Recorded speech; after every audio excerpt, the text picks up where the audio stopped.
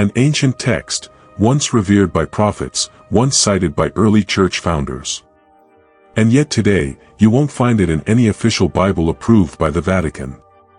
Its name is the Book of Enoch. It is not heresy.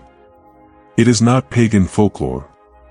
It was once an integral part of the faith for many early Jewish and Christian communities. And yet, somewhere in the flow of history, it vanished. No warning. No formal denunciation. No ritual burial. Only silence. A silence that has lasted for over 2,000 years. Why did the Vatican erase the Book of Enoch? Was it wrong? Or, did it say something too right, too dangerous, to be allowed to survive? Could it be that within its pages lie stories of fallen angels, of forbidden offspring, of a celestial rebellion, that the Church never wanted humanity to know? Or worse, could it be that the Book of Enoch contains a truth that transcends doctrine, that defies canon, a truth that could shake the very foundations of a theological empire? This is not just a journey to find a lost book. It is a descent into a fractured history, into the cracks of official theology, into the voids where truth once lived, and was sentenced to silence. And now, together, we lift that veil. Let us begin with the forbidden question. What did the Book of Enoch say, that made the Vatican erase it from history? Part 1, The Search for a Book Erased from History. When the name Enoch appears in the Bible, it is only in a single, cryptic line. Enoch walked with God, and then he was no more, because God took him away. Genesis. No mention of death. No mention of sin. Just, he was no more. And perhaps, from that single sentence, a legend began. For thousands of years, Enoch has been regarded as a sacred figure, a symbol of divine transcendence, the only man, aside from the prophet Elijah, said to have entered heaven without experiencing death. But those who have ventured deeper into ancient manuscripts know. Enoch never disappeared. He left something behind. A voice. A book. A strange, prophetic, and deeply mystical text, so unsettling that not everyone dared to keep it. The Book of Enoch, also known as 1 Enoch, first appeared in ancient pre-biblical Jewish writings. And its contents go far beyond traditional religious doctrine. Angels are not just messengers. Some of them fell from grace, lusted after human women, and gave birth to a cursed hybrid race, the Nephilim. Humans are not powerless. According to Enoch, they are capable of witnessing the heavens, understanding the mechanics of the universe, and even observing a celestial courtroom where angels themselves are judged. The universe does not contain just one heaven, but seven. 7 distinct layers of reality, each holding secrets far beyond human perception. But the most radical idea isn't about angels or prophets. It's a quiet, almost hidden assertion that runs throughout the entire book. Truth does not belong to any council, church, or temple. And that may have been the first reason why the Vatican feared it. When early church councils began assembling what we now call the Bible, they weren't just deciding what was true. They were deciding what served the new order. In 325 AD, at the Council of Nicaea, under the authority of Roman Emperor Constantine, Christian leaders gathered to officially codify a state-sanctioned version of the faith. And in the list of approved scriptures, Enoch was not included. Not because it was wrong, but because it was too free. Still, that didn't mean the book vanished overnight. From Egypt to Ethiopia, from Syria to the Dead Sea, manuscripts survived, passed down in whispers and candlelight across generations. In early Christian communities, especially in Ethiopia, the Book of Enoch remained sacred, even included in their official biblical canon, to this very day. And then, in 1947, the Dead Sea Scrolls were discovered in Qumran.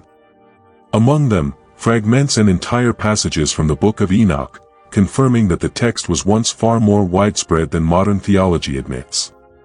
So, what happened? Why would a text once quoted by apostles like Jude suddenly disappear from every Western Bible? Why do modern theological scholars so rarely, and cautiously, engage with it?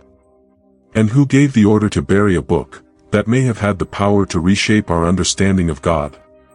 This investigation is far from over. Those fragile, ancient pages, burned, buried, branded heretical, still whisper from the shadows of history.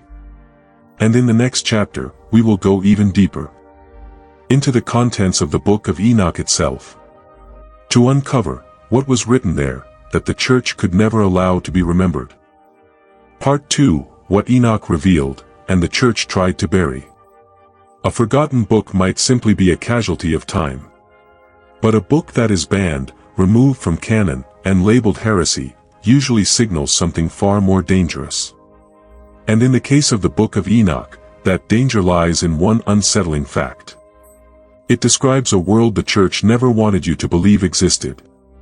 At the heart of the book is a cosmic rebellion. Not of demons. Not of Satan. But of watchers, heavenly beings assigned to watch over mankind. But they didn't just watch. They transgressed. They desired mortal women. They mated with them. And gave birth to hybrid offspring, beings part divine, part human, known as the Nephilim. According to Enoch, these giants devoured human flesh, drank blood, and shattered the sacred balance of creation. If this account holds any truth, then the angelic image we've inherited is completely false. Angels are not just radiant messengers of light. They possess free will. They experience desire. And they are fully capable of betraying God. And most importantly, they were judged. The Book of Enoch vividly describes a celestial court, where these fallen angels were imprisoned, sealed in a dark abyss, awaiting their final judgment. This is no longer a tale of morality. It is a supernatural legal system, a structure of divine law outside human understanding. But perhaps the most shocking detail is this. Enoch, a mortal man, was invited into the heavens to witness it all. He was not merely a prophet dreaming from earth. He was taken by angels, shown the rotating paths of planets, the gates of divine light, lakes of fire prepared for judgment, and even the realm where souls await reincarnation or verdict. Heaven, as it turns out, is not one single place. It is 7 distinct layers, each representing a different state of existence. Light, fire, ice, darkness, judgment, glory, wisdom. Some modern scholars have even compared this cosmology to multiverse theory or interdimensional consciousness, ideas that far surpass traditional theological frameworks. So what exactly made the Church afraid? It may be this. The Book of Enoch requires no priest, no church, no mediator. Because Enoch, an ordinary man, was granted direct access to heaven. No ritual. No baptism. Only purity of heart and sincerity of spirit. And that directly threatened the Church's authority. If salvation can be achieved through inner awakening, what becomes of the priest? The bishop? The entire structure of institutional faith? If communion with God does not depend on ritual, does the Church still hold the keys to heaven? The Book of Enoch does not deny the existence of God, but it shatters the simplified image the Church spent centuries constructing. It reveals a vivid, living universe, not just of God and mankind, but of complex, powerful, and uncontrollable celestial beings. Beings that challenge the notion of divine order. Beings that are flawed. Beings that still linger in silence. And if you remember, in the New Testament, Jude paragraph 1, sentence 14. The Apostle Jude quotes Enoch directly. Behold, the Lord comes with 10,000 of his holy ones, to execute judgment on all. Which means, the earliest apostles knew this book. They believed in it. They quoted it. So why today, is it never mentioned? Who decided that this truth was no longer allowed to exist? And if the Book of Enoch was right, how much of today's Bible is just a condensed version of a far greater reality that was once buried? In the next part, we'll travel to the exact moment when everything changed. The moment the Vatican acted. And we'll ask the question that lingers beneath it all. Why would they go so far to silence a book, unless they feared it might awaken something dormant inside you? Part 3, when the Church intervened, erasing a gateway to another universe. When an empire fears a book, it's not always because of what the book says.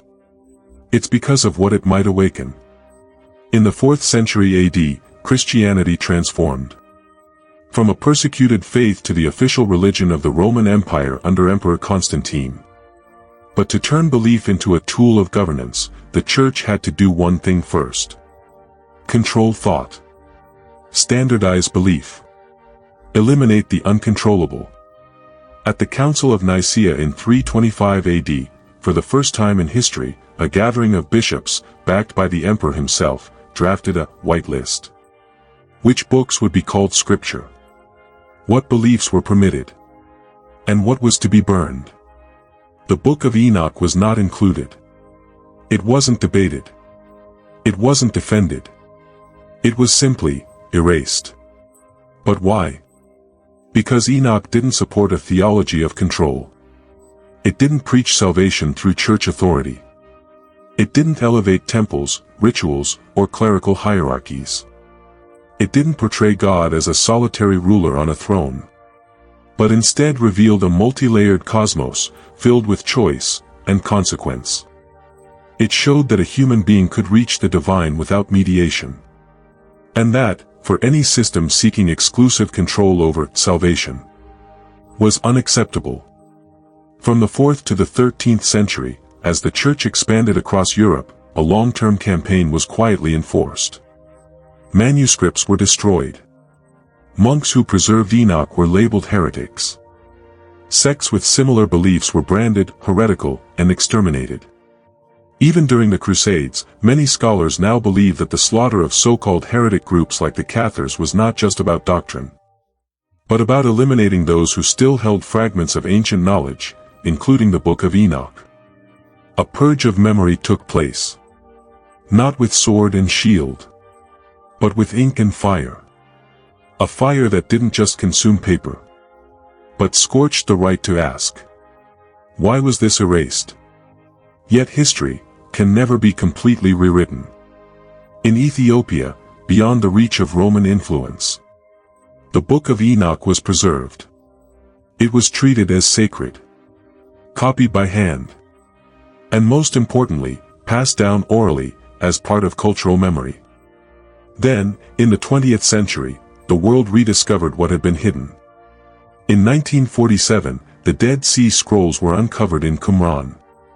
Among them, nearly complete fragments of the Book of Enoch.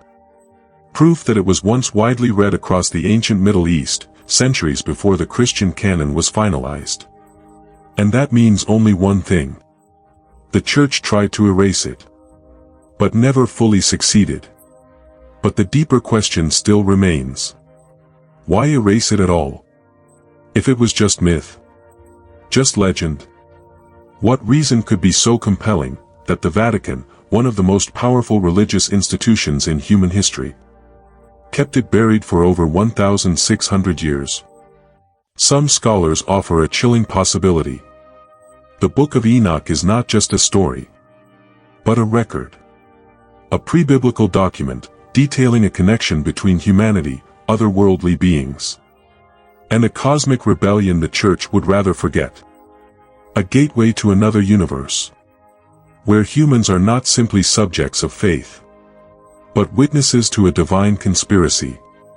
In the next chapter, we'll trace the clues that survived. From Ethiopia, to Qumran, to manuscripts allegedly locked deep within the Vatican archives. To answer the questions: who is still holding the Book of Enoch? And, will we ever read it again, with eyes as unfiltered as those who first received it? Part 4, The Evidence Remains, Who Preserved the Book of Enoch? You can hide a book. You can forbid anyone from speaking its name. You can even burn every copy, every page, every word. But you cannot erase a memory kept alive by belief. though it was removed from the Western Bible for over 1,000 years. The Book of Enoch never truly disappeared. It lived, in communities beyond Rome's reach. It survived, in languages the Church could not control. And it waited, in caves, libraries, and collective memory, for the day someone would dare to ask, "Why have we never been told about this?" High in the Ethiopian highlands, in the Ethiopian Orthodox Tewahedo Church, a branch of Christianity that broke away from the West long ago, the Book of Enoch was never banned. In fact, it remains a canonized part of their Bible. It was hand-copied for generations in the ancient Guizi language. It was read aloud in ceremonies, studied as prophecy, and treated not as heresy, but as holy scripture. Near the Dead Sea, in the Qumran caves, a group of shepherds stumbled upon clay jars containing hundreds of ancient manuscripts. Among them, scrolls dating back to the 2nd century BCE, many with unaltered passages from the Book of Enoch. What this proved was stunning. The book was widely circulated among pre-Christian Jewish communities. It was regarded as equal in importance to prophetic texts. And it was only cut away after Christianity became institutionalized.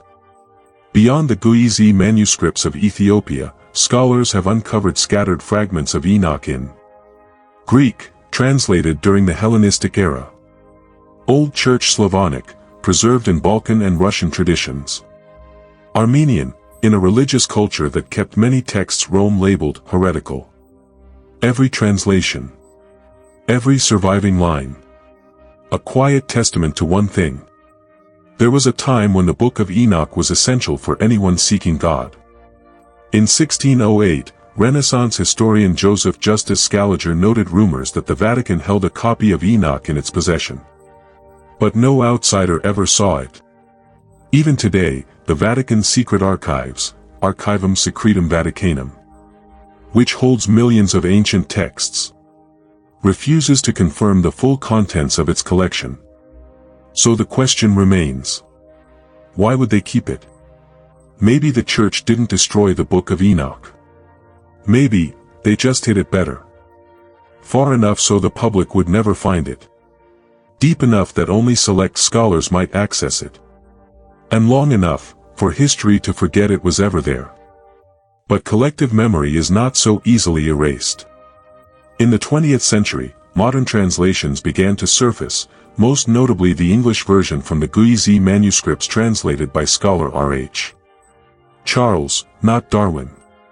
And when the academic world began to read, they were stunned. Inside those faded pages were accurate descriptions of astronomical cycles, centuries before Galileo. A multi-tiered map of the heavens, eerily aligned with modern theories of multidimensional space. Stories of fallen angels, hybrid beings, and divine judgment.